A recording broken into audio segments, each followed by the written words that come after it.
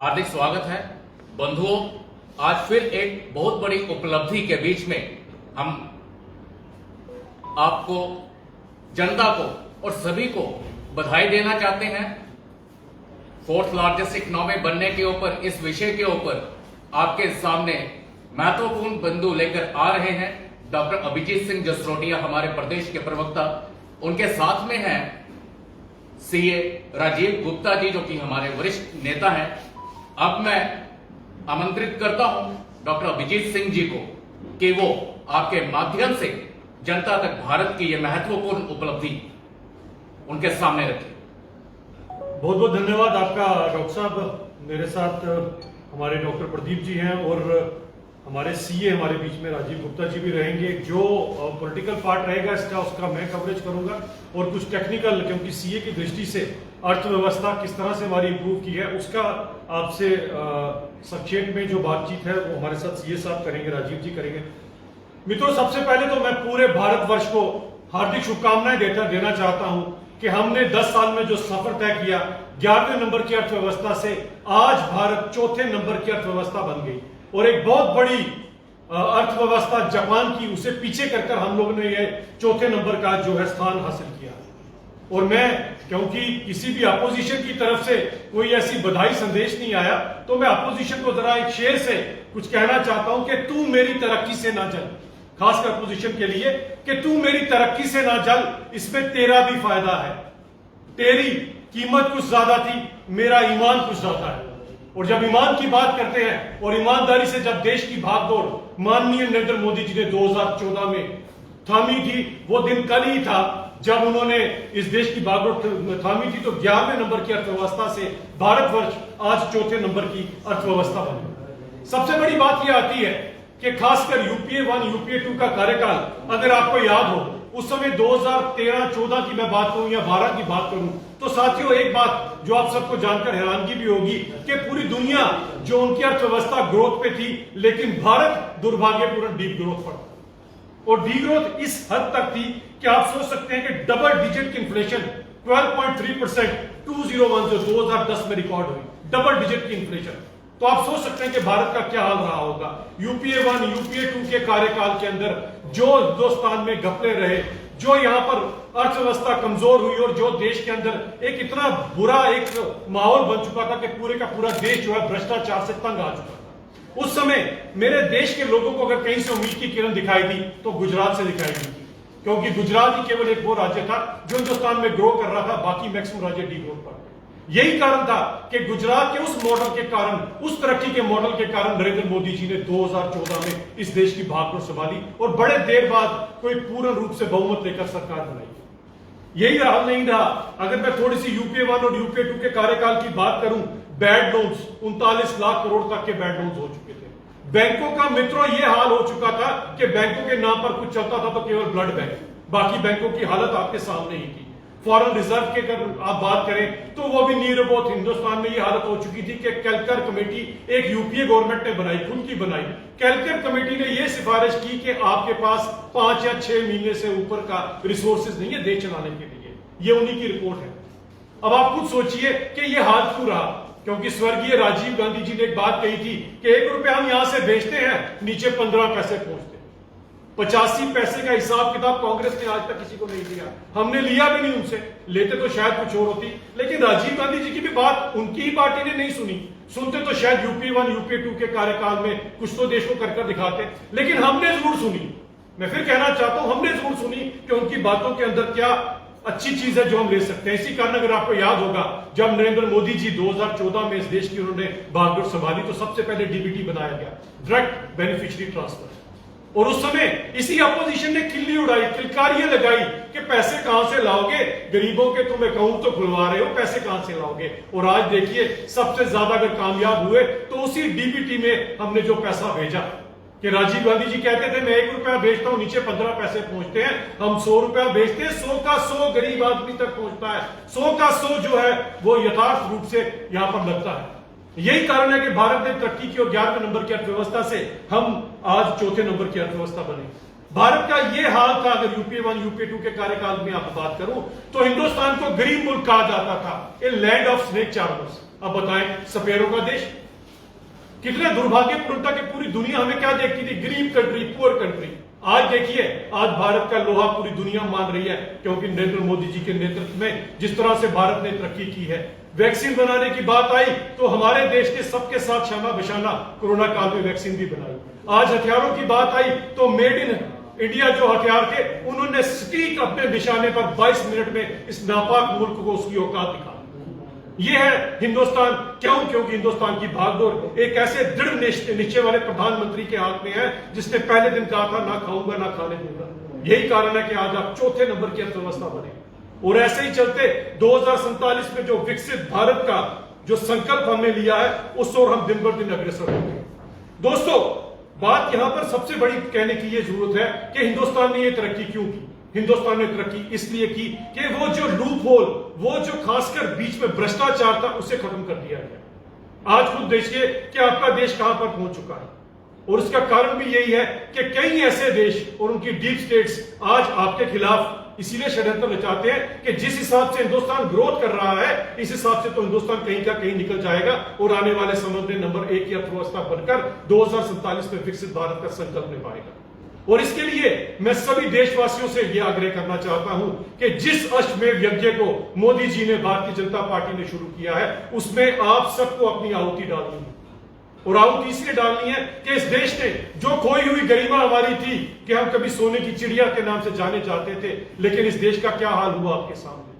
आज जो संकल्प लिया है, हमने अपनी आने वाली पीढ़ी के लिए लिया है। ये वो पीढ़ी है जो आगे बढ़ना चाहती है, हमारे ही बच्चे हैं, हमारे ही भाई हैं। इनके लिए वो देश की मजबूत नींव रखेंगे कि 2047 में जब विकसित भारत की इमारत इस पे रखी जाएगी, तो पूरी दुनिया देखेगी कि एक ऐसा इंसान आया था भारत के अंदर, जो इस देश का प्रधानमंत्री बना, जिसने नई उम्मीद की किरण दिखाई और फिर से भारत सोने की चिड़िया बना। और मैं आपकी इस प्रेस कॉन्फ्रेंस के माध्यम से युवाओं को अपील करना चाहता हूं कि अगर अभी आपने क्यूएस कॉस्कोरेला साइमंड्स की रिपोर्ट पढ़ी हो लंदन की, तो उन्होंने कहा था कि पूरी उम्मीद अब भारत से है, क्योंकि युवा देश है भारत। क्योंकि आने वाले समय में जो रिक्वायरमेंट रहेगी वो आर्टिफिशियल इंटेलिजेंस और ग्रीन एनर्जी की रहेगी। तो मैं युवाओं से रिक्वेस्ट करना चाहता हूं कि अब आप सबके सब लोग इस ओर अग्रसर हो, क्योंकि पूरी दुनिया आज हमसे उम्मीद लगाकर बैठी है। क्योंकि जहां पर दुनिया के मैक्सिमम कंट्री बूढ़े हो रहे हैं, they are growing old day by day, वहां पर हिंदुस्तान एक जवान मुल्क है। हमारे यहां पर जवान इतने हैं, हमारी जवान पॉपुलेशन इतनी है जो भारत को आगे लेकर जाएगी। और जो संकल्प मोदी जी ने और इस 148 करोड़ के हिंदुस्तान ने लिया है, उस सब में सभी युवाओं को अपना अपना रोल निभाना पड़ेगा, अपनी अपनी बात रखना पड़ेगी और एआई और ग्रीन एनर्जी में आगे बढ़ते हुए 2047 के विकसित भारत का संकल्प को पूरा करेंगे। मैं पूरे देशवासियों को फिर से दिल की गहराइयों से हार्दिक शुभकामनाएं देना चाहता हूं कि जो बात हमने कही थी 2014 में, आज 2025 तक आते आते हम वहां पर पहुंच गए। और बहुत जल्दी आप सबकी शुभकामनाओं से, देशवासियों के साथ से ये भारत विकसित भारत बनेगा। अब मैं रिक्वेस्ट करूंगा राजीव जी से कि टेक्निकल एस्पेक्ट जो है उसकी बात करें। धन्यवाद जसोटिया जी। इन्होंने आपके सामने जो आंकड़े रखे उसी को आगे बढ़ाते हुए मैं आपको बताना चाहता हूं कि जिस तरह से हमें जसोटिया जी ने बताया कि 2014 तक हमारी इकोनॉमी जो है वो 11वें नंबर पर थी और आज हम चौथे नंबर पर पहुंच गए हैं। और जो 10 देश की बात करें तो सबसे ऊपर अमेरिका, दूसरे नंबर पर चाइना और तीसरे नंबर पर हमारे ऊपर जर्मनी केवल रह गया है। और ये दिन ज्यादा दूर नहीं है कि हम जल्दी ही तीसरे नंबर की बन के उभरेंगे। जैसा कि जसोटिया जी ने बताया कि 2014 में हमारी इकोनॉमी मात्र 2 ट्रिलियन की, आज ये बढ़ के 4.30 ट्रिलियन हो गई है। आईएमएफ ने अपना डाटा जारी किया। ये आईएमएफ के मुताबिक 4.3 ट्रिलियन मतलब 11 साल में हम मोर देन डबल की हमारी इकोनॉमी। और ऐसा कोई सेक्टर नहीं है जिसने इस पिछले 10 साल या 11 साल में तरक्की ना की हो। मैन्युफैक्चरिंग सेक्टर को आप देखिए, उसमें ग्रोथ है। एग्रीकल्चर सेक्टर को देखिए, उसमें पूरी ग्रोथ चल रही है। सर्विस सेक्टर को देखिए, सर्विस सेक्टर में 4 गुना ग्रोथ की है पिछले 11 साल में। और इसी तरह से इलेक्ट्रिसिटी का सेक्टर है। इसी तरह से जो हमारा एमएसएमई का जो आज जो बात अभी जसोटिया जी ने की कि आज जो है युवाओं का समय है, युवा जो है वो इनोवेशन की तरफ आगे बढ़ रहे हैं। और जो भी आज मैन्युफैक्चरिंग की तरफ बढ़ रहा है वो आज एमएसएमई के माध्यम से छोटे उद्योग लगा के हमारा इकोनॉमी को और ज्यादा तेजी से बढ़ा रहा है, क्योंकि जितने ज्यादा उद्योग लगेंगे उतनी ज्यादा एम्प्लॉयमेंट जनरेट होगी। आप जम्मू कश्मीर की एग्जांपल लीजिए, 2021 में जो पॉलिसी आई उसके अंतर्गत आज तकरीबन 4 लाख से अधिक लोगों को नया रोजगार मिलने जा रहा है और 2000 से अधिक यूनिट नए जम्मू कश्मीर में ही केवल लगे। तो पूरे भारतवर्ष की क्या स्थिति रहे? हमारा ये छोटा सा प्रदेश अगर इस तरह से तरक्की कर रहा है तो पूरे भारतवर्ष में आप खुद सोचिए कि किस तरह से तरक्की हो रही है। बहुत बहुत धन्यवाद। जसरोटिया साहब, जिस तरह से आपने कहा कि हमारी जो है कहानी इसमें कोई नहीं था कि बड़ी जो है एक खुशी की बात है, लेकिन हम पर कैपिटा इनकम की बात करें हम सबसे पीछे हैं। हालांकि एक आदमी की कितनी कैपिटा इनकम है वो जो है वो बिल्कुल कम है।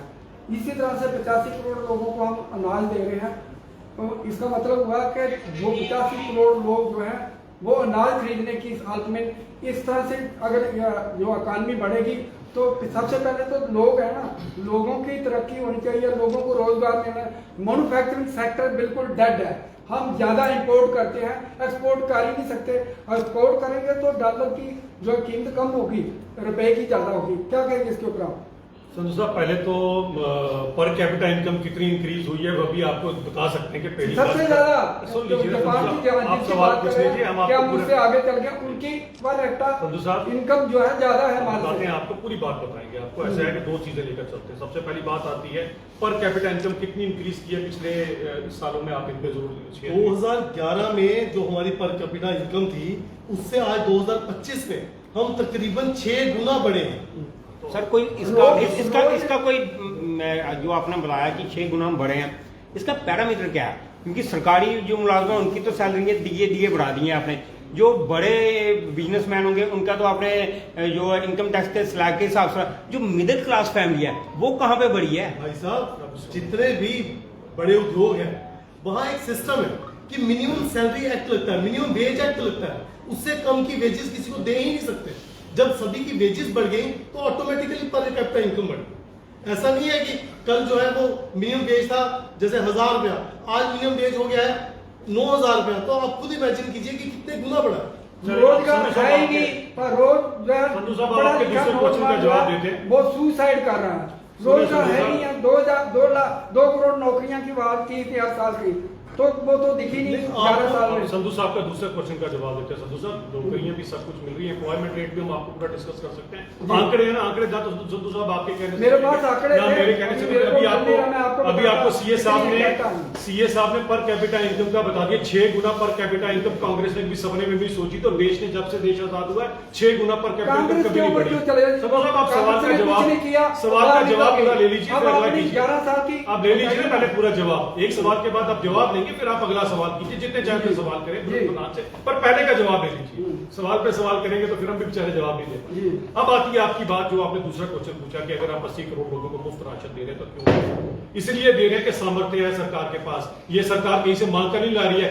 IMF के डाटा के अकॉर्डिंग भी हमारा जो है हमारी इकोनॉमी ग्रोथ की पूरी दुनिया इसको देख रही है। अब क्यों दिया जाता है right to food? This is an act, हर एक इंसान का बनता है, जिसको जरूरत है वो देगा, जिसको संधू साहब आप सवाल के बीच में सवाल पूछेंगे ऐसे, इसका मतलब आप जवाब देना, यानी कि आप जवाब देना नहीं चाहते, आप सिर्फ सवाल करना चाहते हैं, जवाब देना नहीं चाहते। आप जवाब देना चाहते हैं पहले जवाब ले लीजिए। आपकी उत्सुकता मैं समझ सकता हूं संधू साहब, लेकिन बात ये सवाल का जवाब होता है, सवाल का सवाल नहीं होता है।